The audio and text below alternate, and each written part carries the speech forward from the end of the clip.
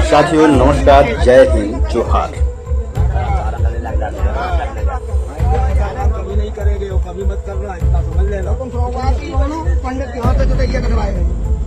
जाति है कि जाति नहीं। और कबीरदास जी कहे कि जाति न पूछो साधु की, पूछ लीजिए ज्ञान, मोल करो तलवार की, पड़ी रहन दो म्यान। उत्तर प्रदेश के इटावा जिले में एक अत्यंत पीड़ादायक और सामाजिक दृष्टि से चिंतनशील घटना ने पूरे प्रदेश ही नहीं समूचे देश को झकझोर कर रख दिया है। एक धार्मिक आयोजन में कथावाचक मुकुटमणि और संत कुमार के साथ हुई जातिगत अमानवीयता और अपमान ने एक बार फिर यह प्रश्न खड़ा कर दिया है कि क्या धार्मिकता पर भी अब कुछ वर्गों का अधिकार पूर्व जैसा रहेगा। घटना के अनुसार कथावाचक मुकुटमणि एक स्थानीय धार्मिक आयोजन में भागवत कथा सुना रहे थे। यह कथा जनमानस के बीच लोकप्रिय हो रही थी, लेकिन कथित तौर पर उच्च जाति से संबंधित कुछ लोगों को यह बात नागवार गुजरी।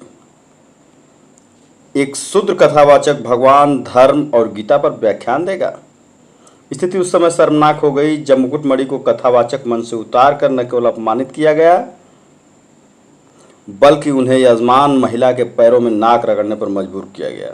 इतना ही नहीं, उनकी चोटी काटकर उनका सार्वजनिक रूप से मुंडन कर दिया गया।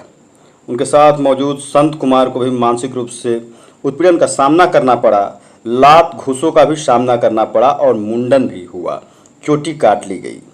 इस घटना ने समाज को सोचने पर मजबूर कर दिया है कि क्या मुकुटमणि का अपराध सिर्फ यही था कि वह कथा कह रहा था, या यह कि शूद्र था, अथवा अपराध था कि वह उस धर्म और कथा पर बोलने का साहस कर रहा था जिस पर कथित रूप से कुछ विशेष वर्गों ने अपना अधिकार जमा रखा है। यह प्रश्न अब आम जनता से लेकर के सत्ता के गलियारों तक गूंज रहा है। विपक्ष भी इस मुद्दे पर मुखर हो रहा है।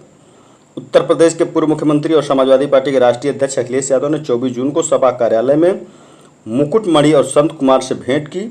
उन्होंने न केवल पूरी घटना को विस्तार से सुना, बल्कि पूरी कथा भी सुनने के बाद उन्हें न्याय का आश्वासन दिया। अखिलेश यादव ने इस अमानवीय कृत्य की कड़ी निंदा करते हुए ट्विटर पर ट्वीट करते हुए यह संदेश दिया कि सरकार अगर दोषियों के खिलाफ शीघ्र और सख्त कार्रवाई नहीं करती तो समाजवादी पार्टी पीडीए के साथ आंदोलन शुरू करने के लिए विवश होगी।